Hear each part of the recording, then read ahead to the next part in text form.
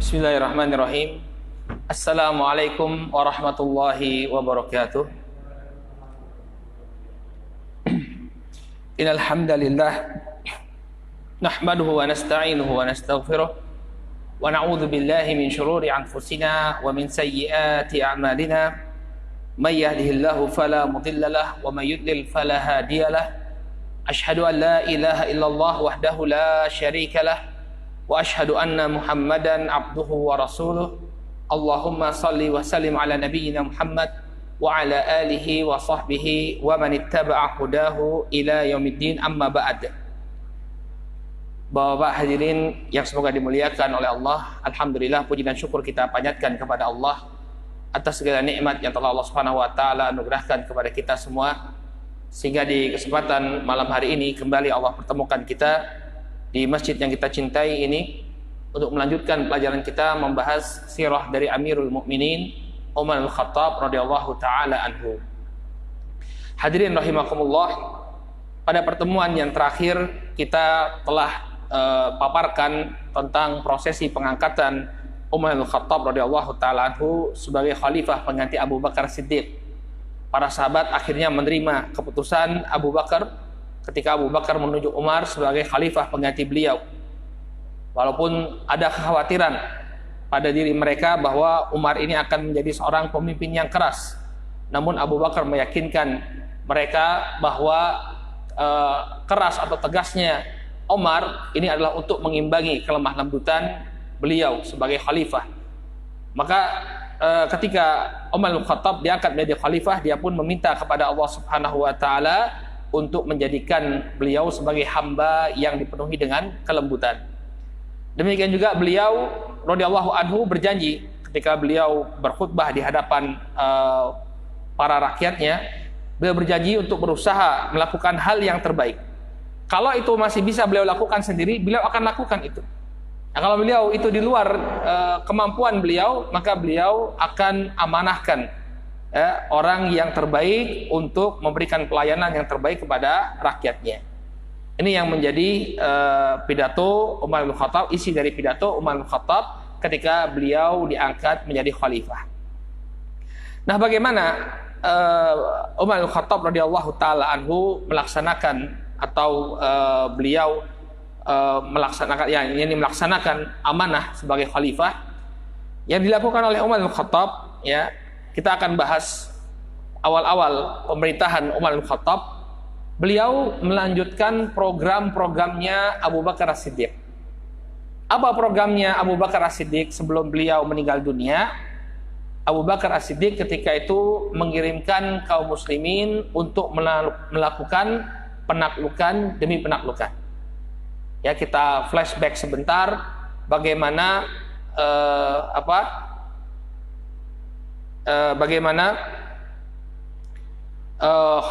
bagaimana Abu Bakar As-Siddiq di akhir pemerintahan beliau setelah Khalid ibn Walid berhasil mengalahkan Musailimah al-Kadzab.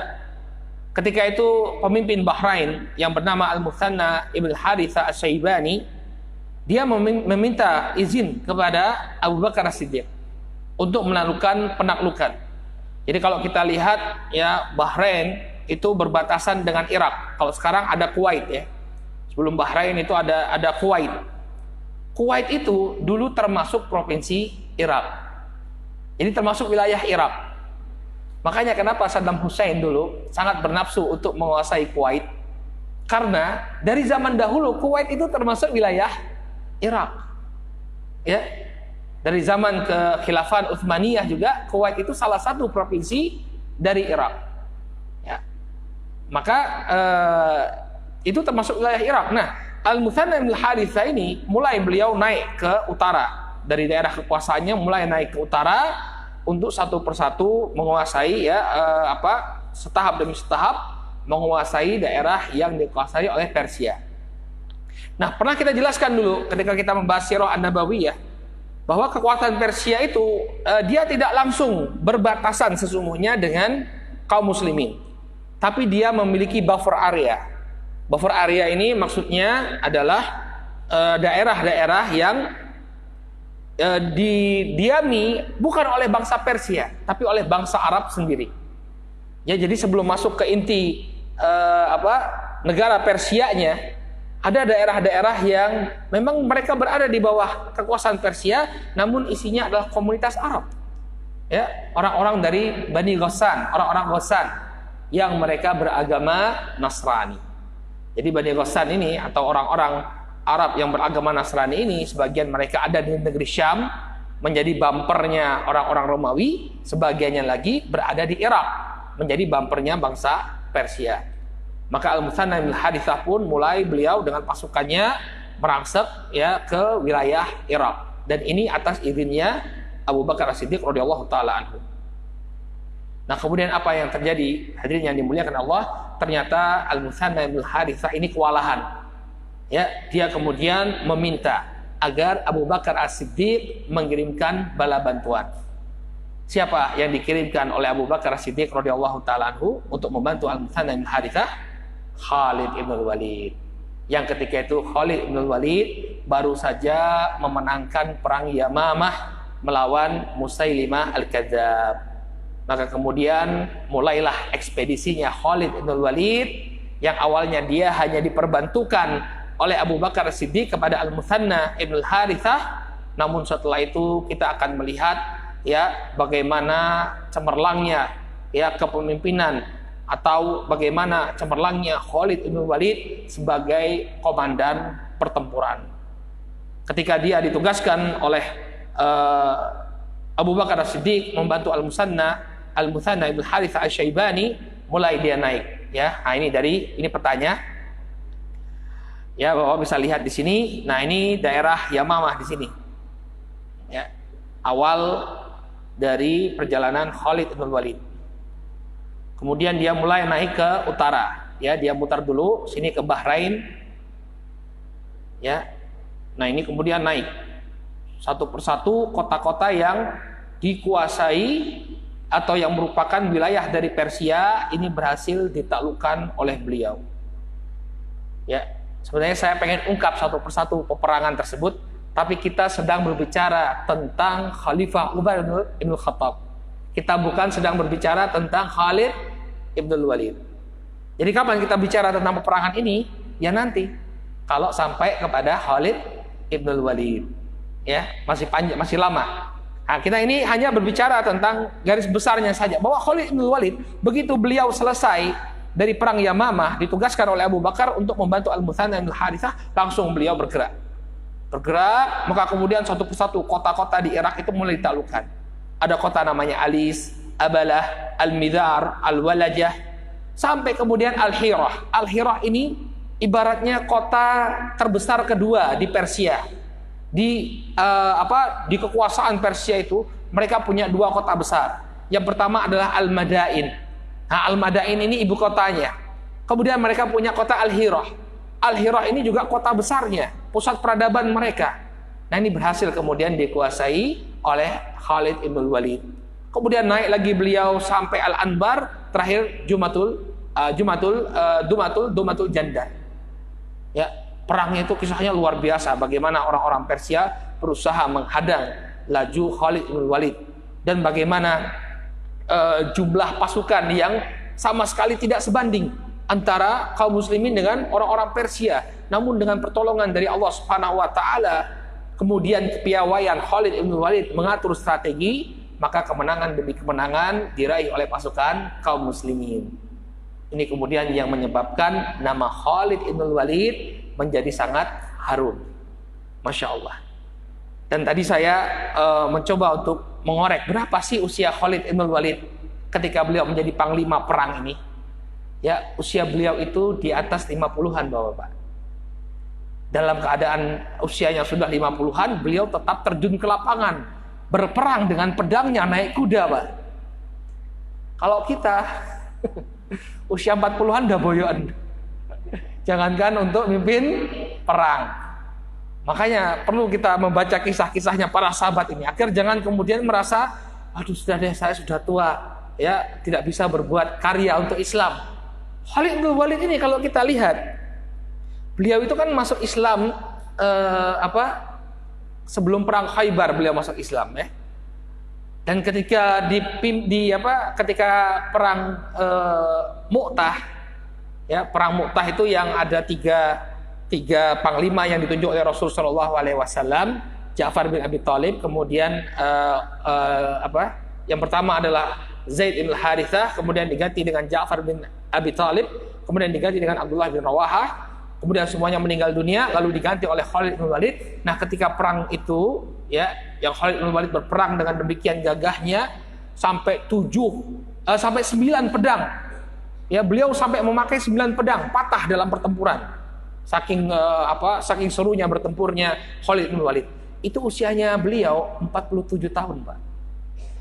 Usianya 47 tahun, tapi masih kuat untuk berperang. Makanya jangan kemudian kita usia 40 tahun kemudian berhenti ya. Khalid bin Walid itu menjadi panglima dan ikut bertempur di usia yang lebih dari 40 tahun. Maka kemudian Khalid bin Walid diberikan kemenangan oleh Allah Subhanahu wa taala, namanya pun menjadi harum. Sampai kemudian ya Abu Bakar As-Siddiq meminta agar Khalid memindahkan front pertempuran, bukan lagi melawan orang-orang Persia, namun melawan orang-orang Romawi. Jadi bersamaan dengan misinya Khalid bin Walid tadi untuk merebut daerah-daerah yang dikuasai oleh bangsa Persia, Abu Bakar As-Siddiq juga mengirimkan pasukan yang lain. Tapi tujuannya ke negeri Syam. Negeri Syam ini dikuasai oleh orang-orang Romawi.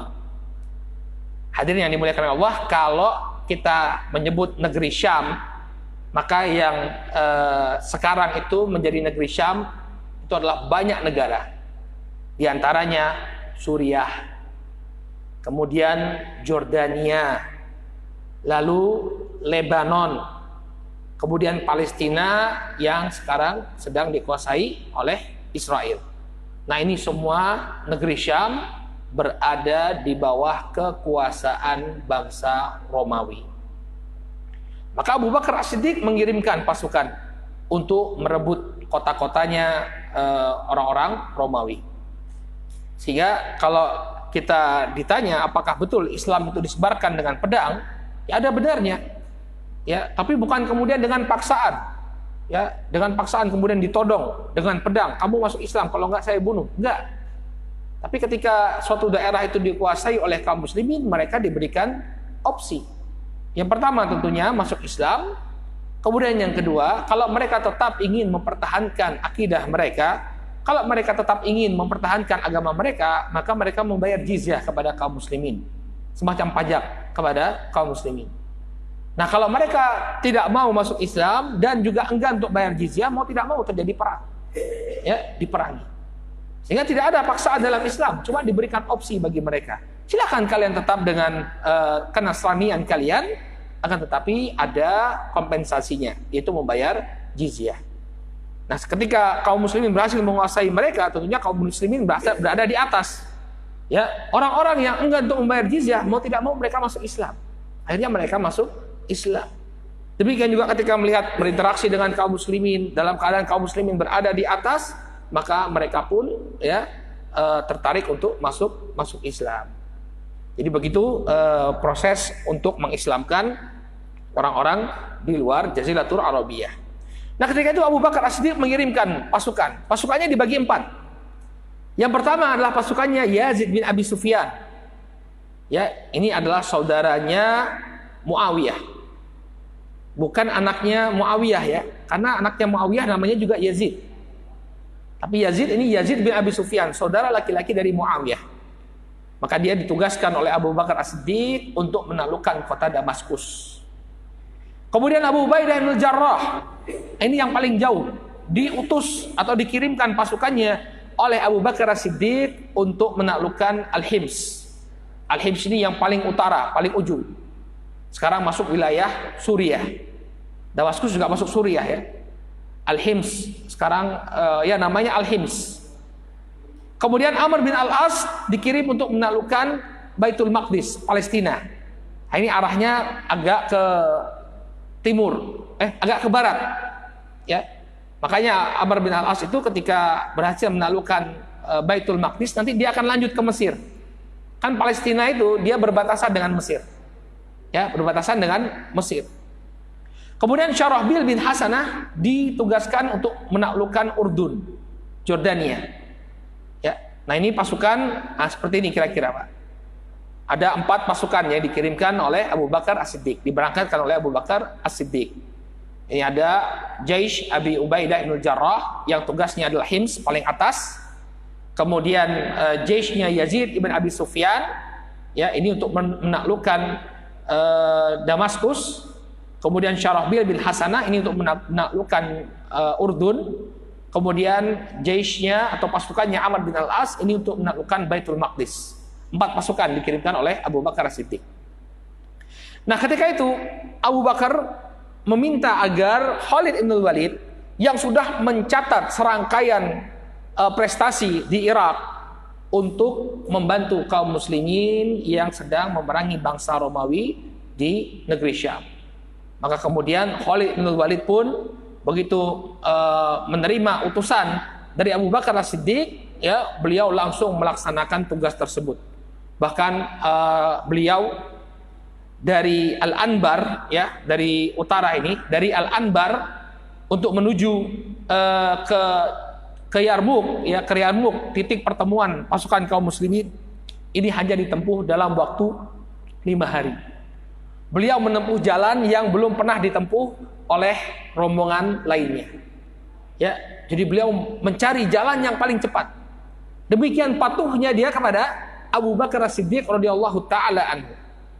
Ya, bagaimana caranya agar bisa dengan cepat bertemu dengan pasukan kaum muslimin di negeri Syam. 5 hari, bayangkan, Pak. Ya, dari Irak ke pusatnya atau ke tengahnya negeri Syam. Luar biasa yang dilakukan oleh Khalid ibn Walid. Bahkan lebih daripada itu, Khalid ibn Walid, ya, di sepanjang perjalanan Khalid ibn Walid itu menaklukkan daerah-daerah yang beliau lewati. Jadi daerah-daerah yang dilewati oleh pasukan beliau dalam keadaan beliau ingin cepat-cepat ke negeri Syam. Itu di sepanjang perjalanan daerah-daerah yang dilalui oleh Khalid bin Walid takluk kepada kaum muslimin. Tapi memang pasukannya Persia tidak terkonsentrasi di sana karena mereka terkonsentrasi untuk menahan laju kaum muslimin yang menuju ke Al-Madain. Ya.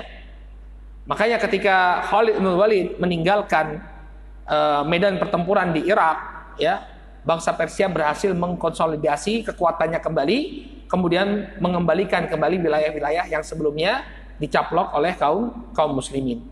Sampai kemudian nanti di masa Umar Al-Khattab terjadi gencatan senjata, baru kemudian Umar mengirim gelombang yang kedua yang dipimpin oleh Sa'ad bin Abi Waqqas untuk menaklukkan Irak. Ya. Jadi begitu ditinggal oleh Khalid bin Walid, terjadi kemunduran di Irak.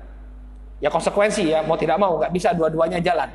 Maka kemudian Khalid bin Walid mengikuti perintahnya Abu Bakar As-Siddiq. Beliau pun kemudian bergabung dengan pasukan kaum muslimin di sebuah tempat yang bernama Yarmuk. Jadi ini perintah dari Abu Bakar As-Siddiq agar semua kaum muslimin itu berkonsentrasi di satu tempat untuk memukul pasukan Romawi. Maka dipilihlah perang satu daerah yang bernama Yarmuk. Ya, pasukannya Abu Ubaidah, pasukannya Yazid, pasukannya Syarahbil bin Hasanah, demikian juga pasukannya Amr bin Al-As, semuanya berkumpul di Yarmuk. Lalu datanglah pasukan Khalid ibn Walid, sehingga terkumpullah pasukan kaum muslimin yang demikian banyak di sana, di Yarmuk ini. Ya, jadi kalau dilihat laju peperangan itu, sebenarnya Abu Ubaidah itu sudah menuju ke Damaskus. Tapi kemudian terdengar berita bahwa Heraklius mengirimkan pasukan yang demikian banyak untuk memukul kaum muslimin, maka mereka mundur ke Yarmuk. Sehingga perangnya itu terjadi di Yarmuk. Ya. Maka kemudian pasukan kaum muslimin berkumpul di sana, ada 30.000 pasukan kaum muslimin yang berkumpul di Yarmuk.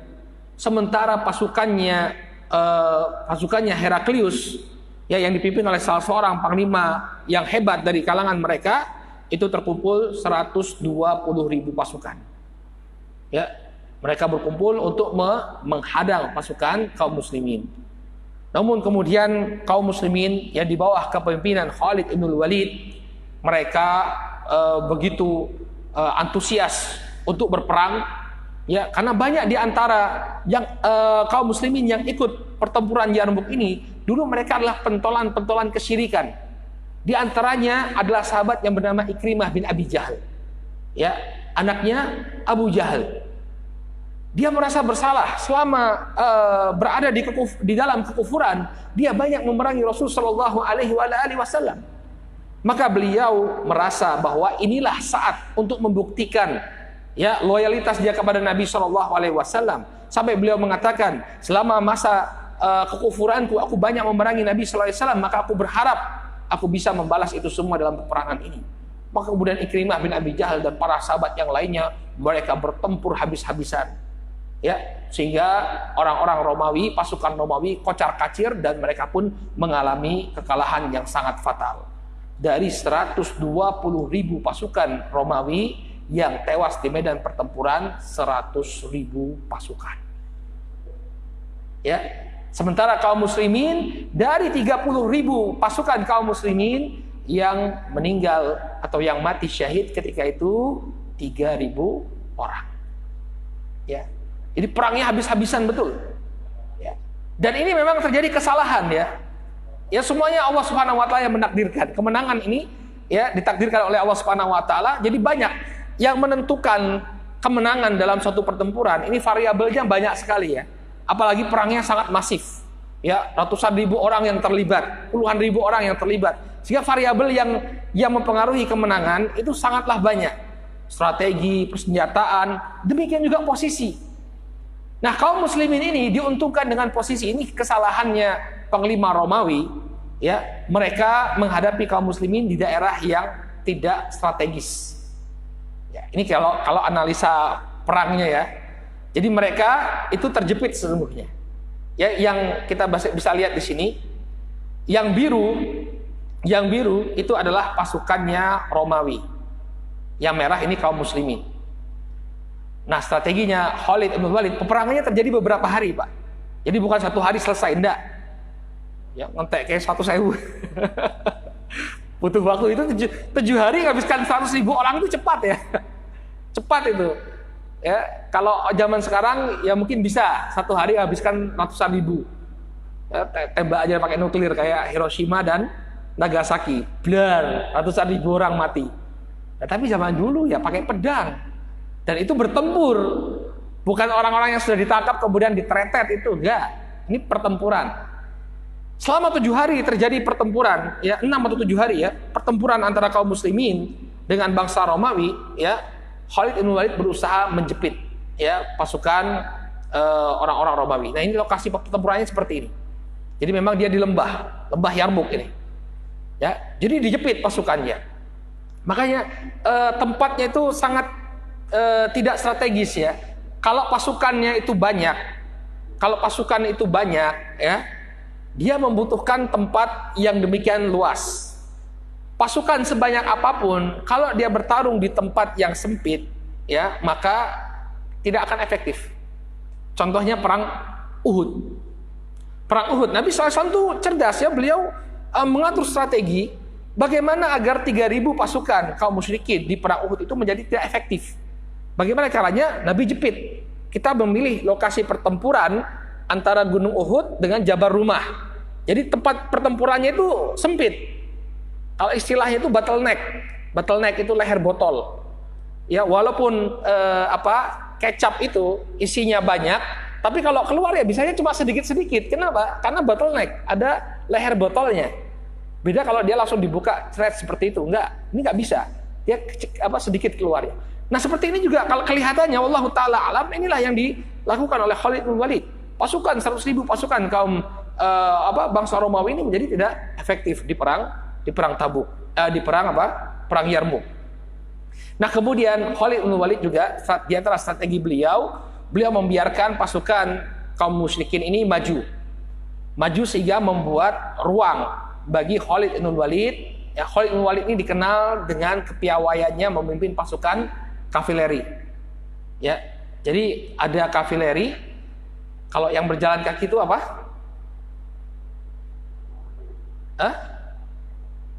Ada infanteri ya, ada infanteri, ada kavaleri.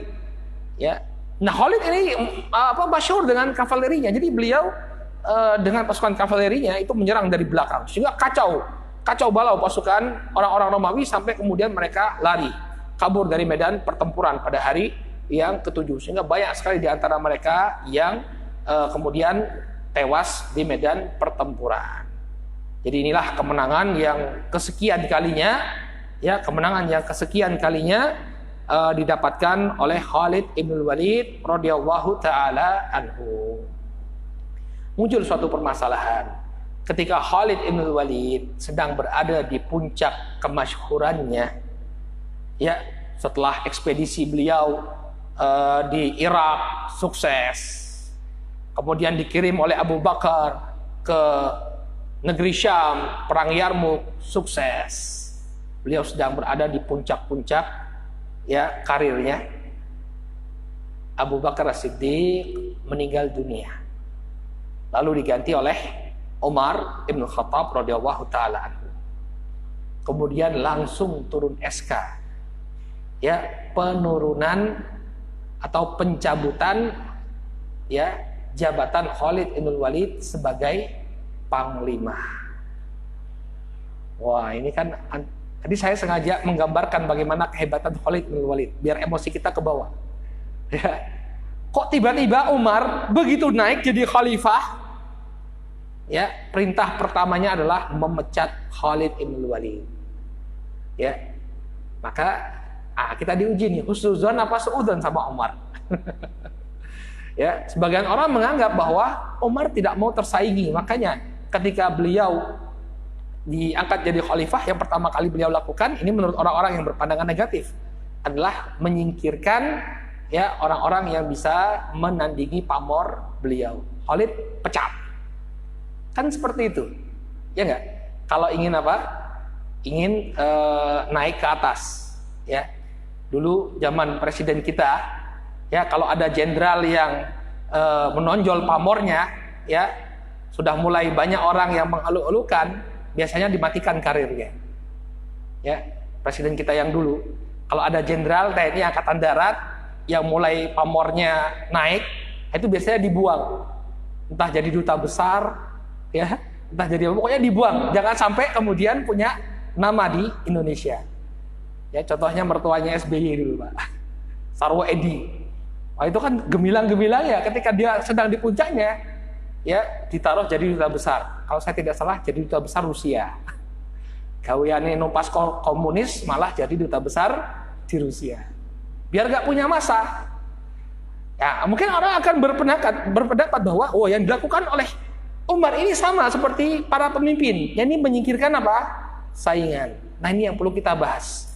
Apakah benar Umar bin Khattab radhiyallahu taala anhu, ya, ingin menyingkirkan Khalid bin Walid? Jawabannya tidak sama sekali. Ya, ada beberapa hal yang disebutkan oleh para ulama yang menjadi latar belakang mengapa Umar bin Khattab mengganti Khalid bin Walid. Ya, beliau menggantinya dengan Abu Ubaidah ibn Jarrah. Ya. Alasan yang pertama, ya, disebutkan dalam sebuah riwayat diriwayatkan oleh Imam An-Nasai dalam Sunan Al-Kubra, bahwa Umar bin Khattab menjelaskan sendiri apa yang menjadi background atau alasan Khalid bin Walid diganti oleh Abu Ubaidah. Beliau mengatakan, "Inni a'tadiru ilaikum min Khalid bin Walid, fa inni amartuhu an yahbisa hadzal mal ala dha'afatil muhajirin fa atahu dzal ba's wa dzal syaraf wa dzal lisan fa naza'tuhu." Latar belakangnya ada perbedaan pendapat, ya, antara Umar sebagai khalifah dengan Khalid bin Walid yang berada di lapangan. Di masa Abu Bakar As-Siddiq, Abu Bakar As-Siddiq itu memberikan otonomi kepada panglima-panglimanya untuk membagi ghanimah, untuk memperlakukan tawanan seperti apa. Ini diberikan otonomi oleh Abu Bakar As-Siddiq. Maka Umar ketika itu dia ingin agar pemerintahannya terpusat. Apa yang dilakukan oleh komandan di medan pertempuran itu harus sepengetahuan khalifah. Nggak bisa dia kemudian untuk memutuskan sendiri. Nah, Khalid bin Walid dia masih terbawa dengan tradisinya Abu Bakar As-Siddiq dengan otonom yang demikian luas. Maka apa yang dilakukan? Ya seperti biasa. Ketika dia mendapatkan ghanimah, dia berikan kepada siapa yang dia pandang memang maslahat untuk memberikan ghanimah itu kepada mereka. Ijtihad seorang pemimpin. Ya, Umar bin Khattab berada jauh di kota Madinah. Dia yang tahu keadaan di lapangan. Sehingga Khalid bin Walid memberikan atau membagi-bagikan ghanimah tersebut sesuai dengan pandangan ijtihad beliau sebagai seorang pemimpin. Padahal Umar ya mengatakan kepada Khalid ya, ayah bisa hadal mal. Harta yang didapati itu ditahan dulu. Kenapa? Biar dibagi-bagikan kepada kaum du'afa dari kalangan muhajirin. Muhajirin yang tinggal di Madinah, banyak di antara mereka yang miskin. Hartanya diberikan kepada mereka. Namun Khalid bin Walid dengan ijtihad beliau memberikannya kepada orang-orang yang teranggap mampu, bahkan orang-orang yang memiliki kemuliaan, orang-orang yang dzal lisan, yang pintar berbicara menurut perspektifnya Umar. Fanazatuhu, maka aku pun kemudian ya mencabut kemenangan Khalid bin Walid wa amartu Abu Ubaidah ibn al-Jarrah. Kemudian aku pun memberikan kewenangan tersebut kepada Abu Ubaidah ibn al-Jarrah. Jadi tidak ada masalah sama sekali. Kedua-dua para sahabat ini memiliki ijtihad. Khalid bin Walid berijtihad bahwa harta ini lebih baik dibagikan kepada orang-orang tertentu. Adapun Umar, beliau berijtihad bahwa harta ini lebih baik untuk ditahan, diberikan kepada kaum du'afa. Nah, karena Khalid bin Walid dia tetap melakukan tradisinya Abu Bakar As-Siddiq, tidak mengikuti perintah dari pusat, maka Umar memandang penting untuk melakukan penggantian Abu Ubaidah bin Jarrah untuk menggantikan Khalid bin Walid. Paham ya Pak ya? Ini sebab yang pertama. Kenapa Umar bin Khattab mengganti Khalid bin Walid? Karena ada perbedaan. Yang namanya komandan ya dengan orang yang di bawahnya harus selaras. Kalau nggak selaras bisa terjadi konflik. Maka diganti dengan Abu Ubaidah bin Jarrah. Ini jawaban yang pertama. Kemudian jawaban yang kedua, kenapa Umar bin Khattab kemudian sampai mengganti Khalid bin Walid dalam keadaan Khalid bin Walid berada di puncak-puncak kegemilangannya? Karena Khalid bin Walid ini mulai dipuja-puja oleh bala tentaranya. Mulai ada suara ya yang mengatakan Khalid datang, kita menang. Tentu ini merupakan perkara yang sangat rentan. Ya, bisa-bisa seseorang itu menisbatkan kemenangan kaum muslimin kepada Khalid bin Walid. Padahal kemenangan datangnya dari mana? Allah Subhanahu wa taala. Maka Umar sangat khawatir. Inilah bagaimana seorang pemimpin menjaga tauhid. Umar sangat khawatir ya tauhidnya kaum muslimin tercoreng gara-gara pendapat semacam ini. Ya, Khalid datang, kita menang. Bahaya, Pak. Sehingga kaum muslimin tidak lagi menyandarkan kemenangan itu pada Allah Subhanahu wa taala. Maka kemudian Umar ingin membuktikan kepada kaum muslimin, kemenangan datangnya dari Allah. Selama kalian berada di atas kebenaran, selama niat kalian ikhlas membela agama Allah, menolong Allah, maka Allah akan berikan kemenangan kepada kalian siapapun yang menjadi pemimpin. Ya. Itu prinsip tauhid. In tansurullah yansurkum. Kalau kalian menolong agama Allah, akan datang pertolongan, bukan karena Khalid bin Walid. Maka beliau ingin buktikan ini semua, digantilah Khalid bin Walid dengan Abu Ubaidah bin Jarrah. Dan apa yang terjadi setelah Khalid diganti, kaum muslimin tetap mendapatkan kemenangan. Ya. Makanya disebutkan oleh Al-Imam Ad-Dhahabi, Ad-Dhahabi menukilkan dalam Syiar A'lam An-Nubala, ya, beliau mengatakan la unzi'anna Khalidan hatta yu'lam anna Allah innama yansuru dinahu ya'ni bi ghairi Khalid. Sesungguhnya aku mencopot Khalid sebagai panglima agar manusia-manusia mengetahui, agar semua orang mengetahui bahwa Allah ini akan menolong ya agamanya walaupun tanpa Khalid. Walaupun tanpa Khalid. Ya. Jadi ini yang menjadi latar belakang kenapa Umar bin Khattab kemudian mencabut Khalid bin Walid. Jangan sampai ada kultus individu yang mengatakan bahwa kalau Khalid menang, kalau Khalid datang, kita menang. Jangan sampai seperti itu. Allah tetap akan memberikan pertolongan kepada kaum muslimin walaupun tanpa Khalid. Kemudian jawaban yang ketiga, ini disebutkan oleh Syekhul Islam Ibnu Taimiyah rahimahullahu taala bahwa Umar bin Khattab radhiyallahu anhu menginginkan adanya keseimbangan.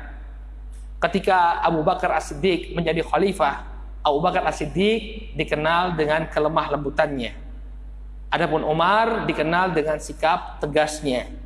Ada perimbangan di sana. Nah, ketika Umar naik menjadi khalifah, kemudian yang menjadi tangan kanan beliau adalah Khalid bin Walid, maka mereka berdua memiliki karakter yang hampir sama. Sama-sama keras, sama-sama tegas. Kalau pemimpinnya keras, kemudian yang di bawahnya juga keras, maka akan terjadi konflik. Maka Umar pun mengganti Khalid dengan Abu Ubaidah bin Jarrah. Makanya disebutkan oleh Syekhul Islam Ibnu Taimiyah, wa kana Umar bin Khattab radhiyallahu anhu yu'thiru azla Khalidin wastinabata Abi Ubaidah bin Jarrah radhiyallahu anhu li'anna Khalidan kana syadidan ka Umar.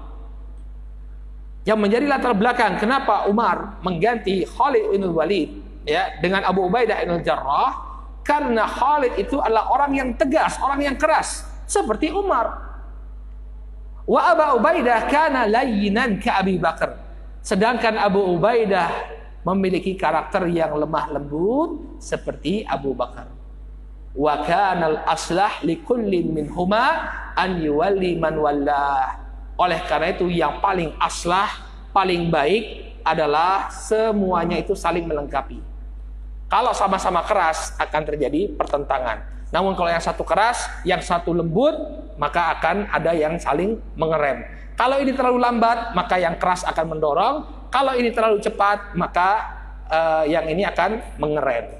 Ya, inilah yang disebutkan oleh Syekhul Islam Ibnu Taimiyah rahimahullahu taala, liyakuna amruhu mu'tadilan, agar kepemimpinan mereka berlangsung dengan seimbang.